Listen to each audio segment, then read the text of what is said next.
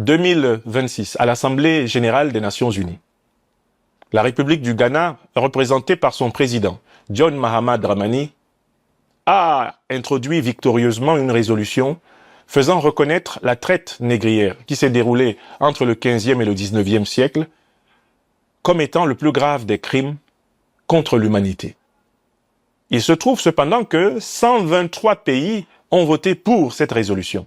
3 pays ont voté contre cette résolution, à savoir les États-Unis, l'Argentine et Israël. Et il y a 52 pays, quant à eux, qui ont choisi de s'abstenir. Comment comprendre ce vote? C'est la question que nous nous posons in fine aujourd'hui. Ce sont des millions de personnes qui ont trouvé la mort lors des captures de razzia dans le continent africain, qui ont été éliminées lors des traversées dans les infects navires sur l'océan Atlantique.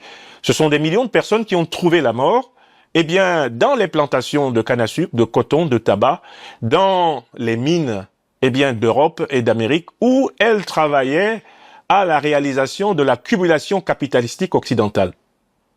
Il y a un très beau livre que je cite toujours, c'est le livre d'Eric Williams, Capitalism and Slavery, dans lequel il établit de manière incontestable que la puissance économique des États-Unis, la puissance économique de l'Occident en général, ne saurait s'expliquer sans l'exploitation abusive, brutale et criminelle de centaines de millions de Noirs pendant ces près de 5 siècles.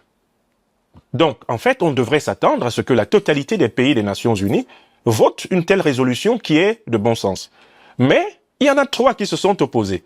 Les États-Unis, Israël et l'Argentine. Pourquoi? Mais les États-Unis, Israël et l'Argentine sont 3 pays qui se caractérisent par des politiques ségrégationnistes pratiquées contre des populations dans leur propre territoire. Aux États-Unis, on sait très bien que le phénomène George Floyd persiste. Les discriminations envers les populations américaines d'origine africaine sont classiques, elles sont légion. C'est le cas en Israël avec la population palestinienne, mais également envers la population africaine. Car les Africains israéliens ont fait l'objet d'un traitement démographique, d'ailleurs parfois scandaleux, lorsque par exemple on s'est permis de stériliser les Africains israéliens pour les empêcher de croître démographiquement, selon les lois de la nature, à l'intérieur de la société israélienne. Quant à l'Argentine, c'est également une terre de révisionnisme et de négationnisme. Milei représente une oligarchie animée d'une idéologie de suprémacisme blanc et de négationnisme envers la composante africaine de la population argentine. Donc en fait, les 3 pays qui ont voté non contre cette résolution se trouvent être des pays qui pratiquent et qui ont pratiqué et qui continuent à pratiquer tout naturellement une politique de discrimination ouverte envers les Africains. Mieux encore, ce sont des pays qui ont souvent été de très grands soutiens du plus grand pays discriminatoire que l'Afrique ait jamais connu au XXe siècle, à savoir l'Afrique du Sud de l'apartheid. Donc, voilà ce qui nous permet de comprendre, pourquoi des pays qui n'ont pas renoncé à la discrimination anti-africaine votent contre cette résolution. Les 52 abstentionnistes ne sont ni plus ni moins que de la même nature que les 3 négationnistes, révisionnistes. L'abstentionnisme de l'Union européenne, dont la plupart des pays constituent les 52 abstentionnistes, n'est rien d'autre en fait une caution implicite, à une domination implicite, du racisme pro-occidental contre les populations africaines. Et c'est donc en réalité dans le néocolonialisme, l'impérialisme et le racisme persistant de l'Occident qu'il faut trouver les raisons de ce comportement scandaleux. Se sont succédés là, sur la tribune de l'Assemblée générale des Nations unies, les plus grands Africains de l'histoire. On avait là-bas Muammar el-Kadhafi, on avait Jomo Kenyatta, on avait Ahmed Sékou Touré, on avait là-bas Barthélemy Boganda, on avait Ruben Umnyobe, on avait Nelson Mandela, on avait Sam Nujoma, on avait Agustin Neto, on avait Julius Nyerere, on avait Samora Machel, on avait Amilcar Cabral, on avait Thomas Sankara. Sur cette tribune des Nations Unies, on avait Jerry John Rawlings, quelques-uns des plus grands Africains, Gamal Abdel Nasser et j'en passe. Patrice Emery Lumumba se sont succédés à la tribune des Nations Unies pour revendiquer cette chose évidente qui date de la période de la Société des Nations, le droit des peuples à disposer d'eux-mêmes. En réalité, la souveraineté des pays africains dépend essentiellement des luttes des sociétés civiles, des élites politiques, des forces vives des nations africaines pour construire des puissances. Et c'est dans cet esprit que l'Alliance des États du Sahel a été fondée. Constituer une puissance qui puisse peser, justement, non seulement socialement, mais également économiquement, mais également stratégiquement, mais également peser diplomatiquement afin d'obtenir un changement des règles de l'organisation politique internationale. L'Afrique ne doit pas compter sur l'ONU pour sa souveraineté intégrale. Elle doit compter sur la construction de ses leviers de puissance sociale, de puissance économique, de puissance sécuritaire, de puissance géostratégique, géopolitique et diplomatique. Voilà la voie, du salut pour l'Afrique, la lutte.